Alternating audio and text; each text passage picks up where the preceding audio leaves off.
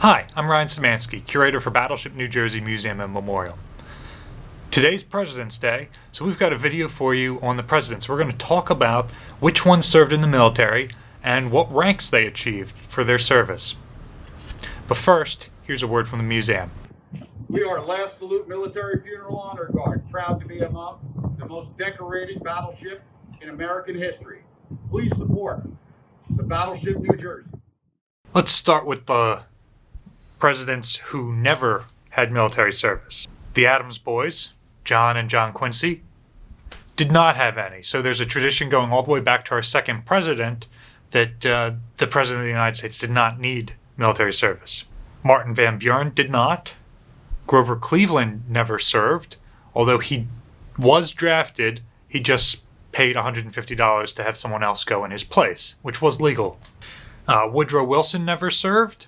Warren G. Harding, Calvin Coolidge, Herbert Hoover didn't serve, but he did serve as a humanitarian and a civilian during World War I, so sort of gets a pass. Franklin Roosevelt didn't serve for obvious reasons. He tried to during the Spanish-American War. He did serve as an assistant secretary of the Navy, but the polio prevented him from actually serving. Bill Clinton, Donald Trump, and Joe Biden all could have been drafted during the Vietnam War. However, they received deferments either for still being students or because of medical issues. In former President Trump's case, bone spurs, and in President Biden's case, asthma. So it's interesting to see that many of our most recent presidents have no military service. Many of the presidents we will see later on in this list had at least some military service, many of them fairly high ranking. Particularly the further back you go, the more you see a lot of generals or who attained the presidency. Our lowest ranking president of all time, and the only president to exclusively be enlisted, the only president to not serve as a commissioned officer, was James Buchanan, who served as a private. During the War of 1812, future President Buchanan briefly enlisted as a dragoon during the defense of Baltimore. Dragoons were cavalrymen, so obviously as a man of wealth, he had a horse and was able to volunteer for that, as opposed to regular non-wealthy individuals who enlisted for regular military service, infantry or artillery. Every other president on this list was a commissioned officer. We're going to go through them from lowest ranking to highest ranking. When this country was founded, other militaries tended to appoint the gentry as officers. Often those were individuals of nobility with title, rank, status, and land. In the United States, we don't have any of those things. However, to be an officer, particularly at the founding of this country, you still had to be somebody of means, of personal wealth. Likewise, to be able to run for president, you also have to be somebody of means and personal wealth in order to run a campaign. And so we'll see that all of the presidents who served were men of means. Our lowest ranking officer presidents are the Bushes. George H.W., who was a lieutenant junior grade in the Navy, and his son, George W. Bush, who was a first lieutenant in the Air National Guard. Despite being different branches, these ranks are equal. George H.W. Bush is a combat veteran who served in World War II, was even shot down and rescued by a submarine.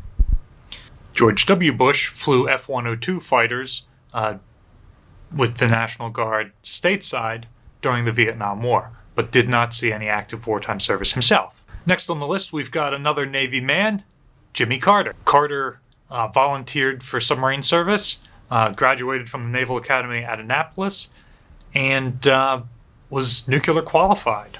He served as a midshipman during World War II and was still active during the Korean War, but was not deployed to Korea. Also a lieutenant was another World War II veteran and Purple Heart recipient, John F. Kennedy. He served on PT Boats during World War II.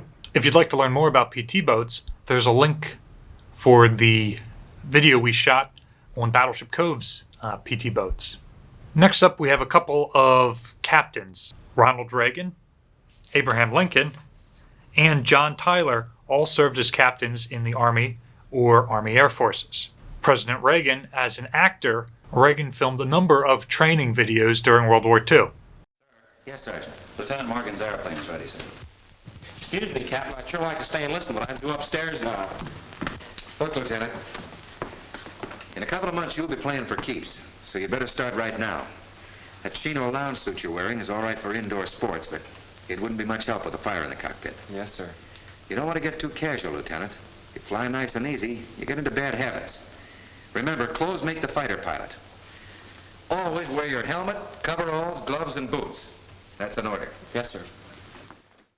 President Lincoln was in the Illinois State Militia as a captain during the Black Hawk War, and was the only sitting president to come under fire when Jubal Early's men attacked Washington, D.C.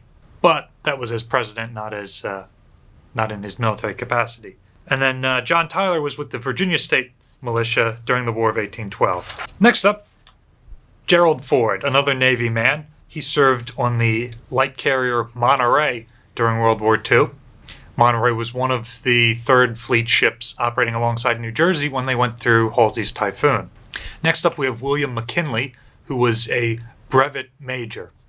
Major is the Army equivalent of lieutenant commander, and brevet means that it's more of like a battlefield promotion where you have all of the rank and responsibility of that, but you haven't actually been approved for it. It's more of like a battlefield commission.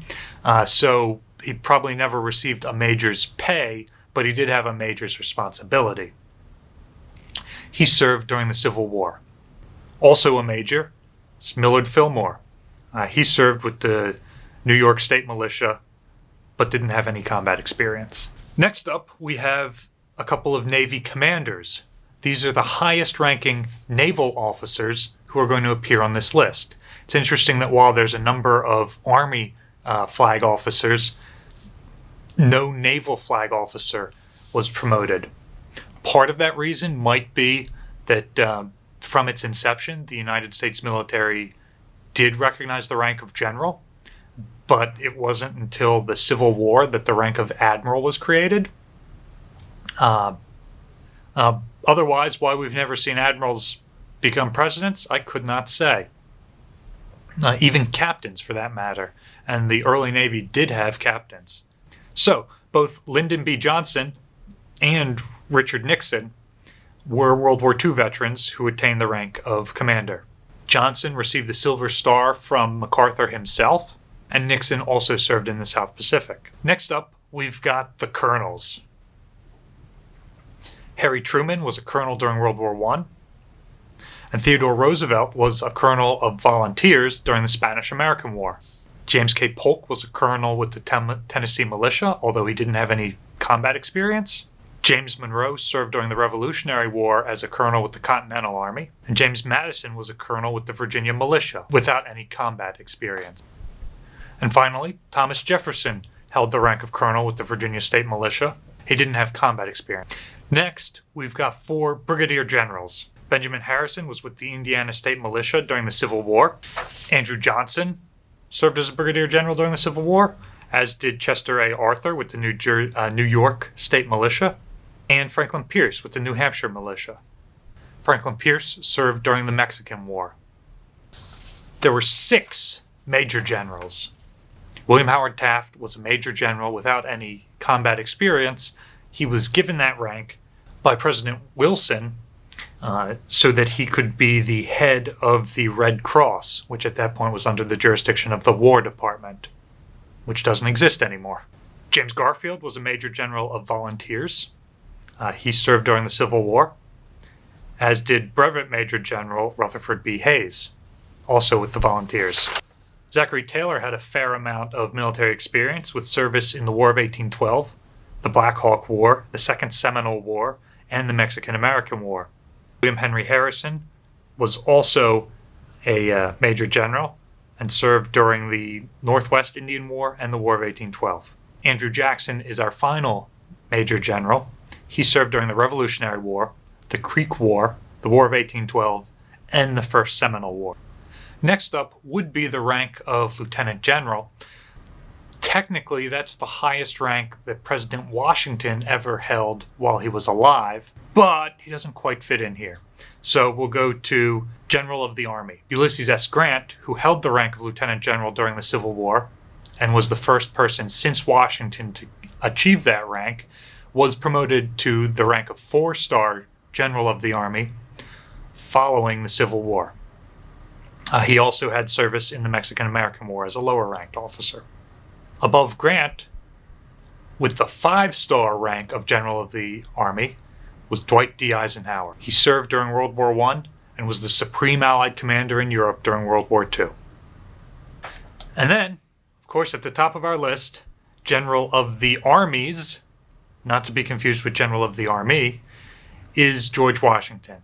This rank technically has no insignia, as its officers are appointed more honorarily than with any sort of insignia they would wear on their uniform. Like I said, Washington's highest attained rank in his lifetime was of Lieutenant General, although during the Revolutionary War he was just known as the Commander-in-Chief or the General. When the actual United States Army was founded, he became a Lieutenant General. President Ford posthumously promoted him to General of the Armies so that he would be the highest-ranking American to ever wear a uniform. There are a couple of other Americans who attained the rank of General of the Armies or the naval equivalent, Admiral of the Navy, those being John J. Pershing for his World War I era service, and George Dewey for his Spanish-American War service. Technically, Washington held more time in grade since he was the earlier general, and so he is the highest-ranking American to ever wear a uniform. It's interesting going over this list. The vast majority of American presidents have some sort of military service, almost exclusively as officers, and largely in the Army. And more former presidents attained the rank of one of the ranks of general than didn't, as far as the American presidents who were officers are concerned. It's interesting looking at how the past several presidents have had less military service and have attained lower ranks overall compared to many of their predecessors. Part of this may have to do with changes in society. We no longer fight wars the way we used to. Even through the Vietnam War, we were still drafting. And so a large number of our presidents who grew up between World War I and the Vietnam War were drafted into service for one of those conflicts, or enlisted or joined the military voluntarily, but during a time when the draft was expected. With an all-volunteer military service is less common and less expected. Do you think our president should have military experience? Let us know in the comment section down below. Battleship New Jersey receives operating support from the New Jersey Department of State, among many other sources, including viewers like you. If you like what we do on this channel and would like to support us, there's a link in the description for ways to donate. Your donations allow us to create multiple pieces of content every week. If you want to be notified when we're putting out new stuff, remember to like, share, and subscribe. Otherwise, happy President's Day, and thanks for watching.